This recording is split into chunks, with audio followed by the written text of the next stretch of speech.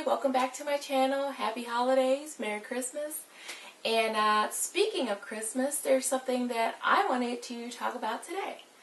And it's just, what is the point of Christmas, really? What is the point of Christmas? Is it a commercial holiday that we just do to help retailers out and get money? Is it something that just feels good? Is it something we just do so we can get free gifts? I mean, this is just such a stressful holiday sometimes when you look at it. I mean, all the cooking and the entertaining and all the decorations, and I don't know about you, but on my block, everybody puts up their decorations, and you feel a type of pressure to put yours out in a certain time and for it to be on a certain level. Then there's the long gifts, the gift list, where you have to give gifts to your friends and your family, and the list just goes on and on and on. Once you think you've covered people, it's like, oh, what about this person? What about that person? And then going to the malls to get the gifts. Ugh, I hate going to the mall. In fact, I buy my gifts over the entire year just to avoid last minute Christmas shopping. It's the worst. And last but certainly not least, giving out all those cards.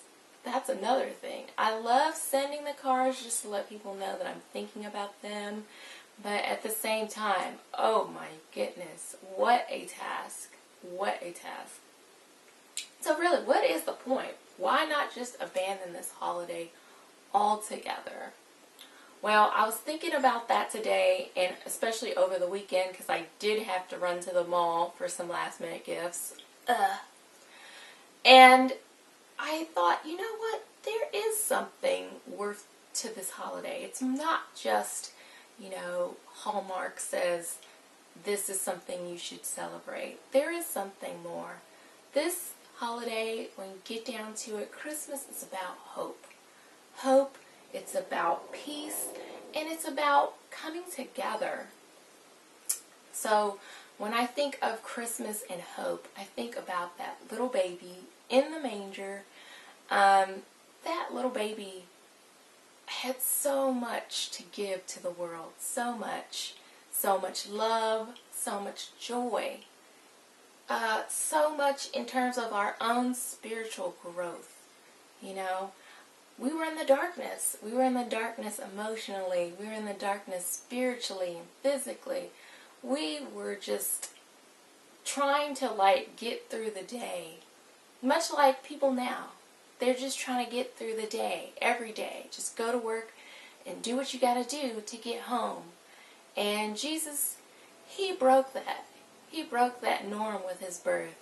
He said, here I am. And immediately, He began touching people's lives. He touched the Magi's life, Mary and Joseph's lives. And then He began touching the lives of the sick and the poor and the forgotten about. He began to teach and give people new perspective. He taught us about God. And He ultimately gave His life so that we could all get closer to God. If that's not hope, if that's not hope for the future, I don't know what is. We have a hope that we can be in relationship with God, that we can be on good terms with God, and that we can live a good life by the teachings that He left us. Another thing I think of is peace, and that's something that we have on the first Christmas. I mean, everything just stops when Jesus comes on the scene. Angels are there singing in the background, and everyone who's there, they're just watching that little baby. Just how happy and so peaceful he is. And they feel that peace internally. And we have that peace through Christ. We have peace that we can get our emotions under control. That we don't have to be angry all the time. We don't have to be frustrated and hateful and petty all the time. We can have peace. We can smile and feel joy even in a hard time. We have peace with God. We can reach out to God through prayer, through praising Him with songs and being with His people at church We have peace with God, that we know that God doesn't hate us. He actually loves us. And then the last thing I thought about with the manger scene is that how it drew everyone together. It drew them closer. The star drew people, the magi, close to the manger from far off lands. The angels told the shepherds, come see the baby. And they were drawn to the manger. Mary and Joseph drawn into their little child. And, you know, even now, in this time, we are drawn to God, drawn to the magic of that baby born in a manger of a virgin. We're drawn to that magic. We're drawn to each other, the community. We're drawn to give to them, to show them mercy and kindness. We're drawn to show that mercy and kindness and giving to our family. You know, this is a time when I think about it that friends and family that I haven't talked to in a while, maybe I've thought about them, but my life was busy. I didn't have time. They didn't have time. This is a time where I can reach out to them and say, hey, how are you doing? I'm thinking about you. I'm thinking about your mom, your brothers, your cousins and them.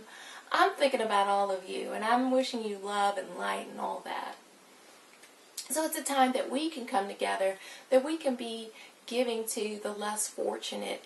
And it's a time that if you don't know Christ, I'm telling you, this is the time to get to know him. Get to know that baby that was in a manger so many years ago. And get to know him as God. The God who's in your life every day, guiding your steps and showing you the way. You will not regret it.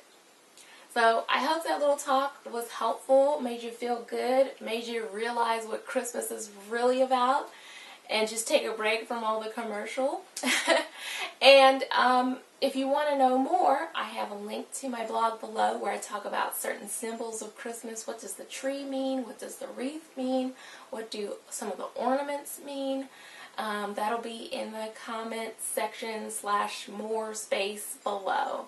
And stay tuned for more videos. Thank you. Like and subscribe. Bye.